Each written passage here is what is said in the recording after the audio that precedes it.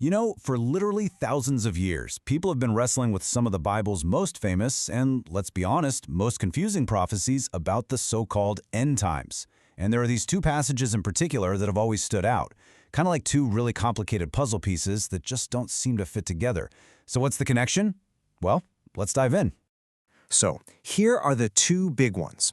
On the one hand, you have the Apostle Paul telling the Romans that something he calls the fullness of the Gentiles has to happen before this big final salvation. But then, he turns around and tells the Thessalonians that the end can't come until a huge rebellion happens first.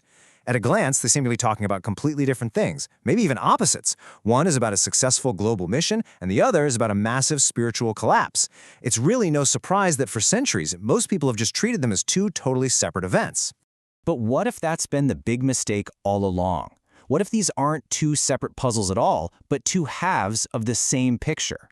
The theory we're going to walk through today makes a pretty bold claim that the key to snapping them together has been hiding in plain sight, right there in the Old Testament. All right, so where is this supposed master key? Well, the argument is that it's tucked away in a specific passage from the prophet Isaiah. And this isn't just some vague clue. The idea is that this passage is the entire framework Paul was working from. Okay, so here's the core text. Isaiah 66.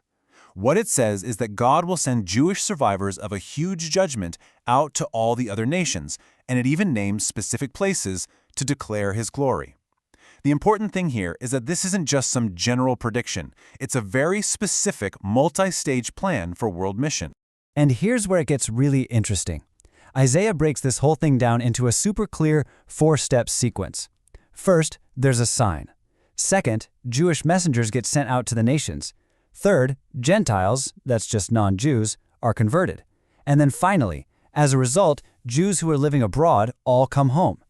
The theory we're looking at suggests Paul saw his entire life's work as the direct fulfillment of this very sequence.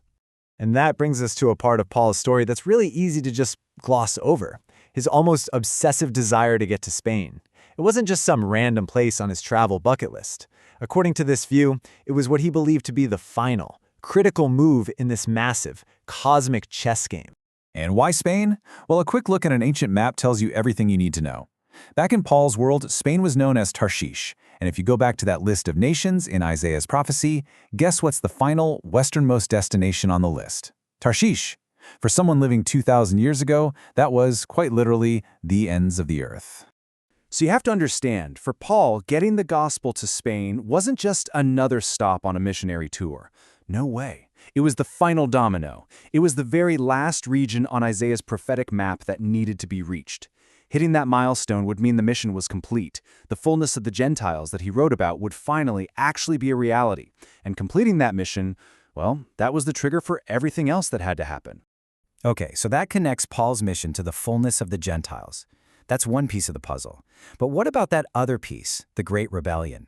To connect them, we have to talk about one of the most mysterious figures in the entire Bible, the restrainer from 2 Thessalonians. In his letter, Paul says there's something and someone actively restraining or holding back this final wave of lawlessness. And here's the mystery that has stumped people for 2 millennia. He talks about it using both a neuter pronoun, like that which restrains, and a masculine one, he who restrains. It's both a thing and a person. So what in the world is it? And this is where the proposed solution ties everything together beautifully. The impersonal restraint, the it, that's God's divine plan for the Gentile mission, the exact program we just saw laid out in Isaiah 66. And the personal restrainer, the he, well, that's the person carrying out the plan, Paul himself. As long as that mission was still going, the end was literally being held back. So, with all these pieces finally on the table, we've got the Isaiah plan, we've got Paul's mission to Spain, and we've got a solid identity for the restrainer, we can now assemble them into one single unified timeline. Here's how it all clicks into place. The logic is actually pretty simple but powerful. Once the mission to the Gentiles is finally done, once Spain, or Tarshish, is reached, the job of the restrainer is over.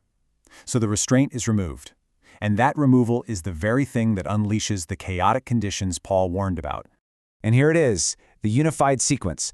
I mean, just look at how these two prophecies lock together perfectly. First, the fullness of the Gentiles is reached when the mission is complete. That removes the restraint. That immediately allows the great apostasia or rebellion to explode onto the scene, which then lets the man of lawlessness be revealed, and that crisis is the very thing that triggers a fulfillment of the other prophecy. Israel's spiritual hardening is lifted and their deliverer returns. It's not two stories, it's one story. So why does all this matter? I mean, what's the big takeaway from looking at the text this way? Well, it actually changes quite a lot. Well, for starters, it gives us a single, coherent story for two of the New Testament's most notoriously difficult passages. It also makes Paul's missionary journeys more than just historical events. They become the actual engine driving prophecy forward. And crucially, it grounds all this end-time stuff in promises made way back in the Old Testament to Israel. And maybe one of the biggest things, it defines the restrainer not as some speculative, mysterious figure in the future, but as God's unfolding plan of salvation carried out by his chosen guy. So what if these ancient prophecies aren't some secret code we're supposed to decipher, but a program we're meant to understand? How does seeing them as a single, unified story, with a clear beginning, a defined middle, and a dramatic end, change how we read not just these texts, but maybe the whole biblical narrative? It kind of suggests that even the most confusing parts might just be waiting for the right key to unlock a picture that is way more coherent than we ever imagined.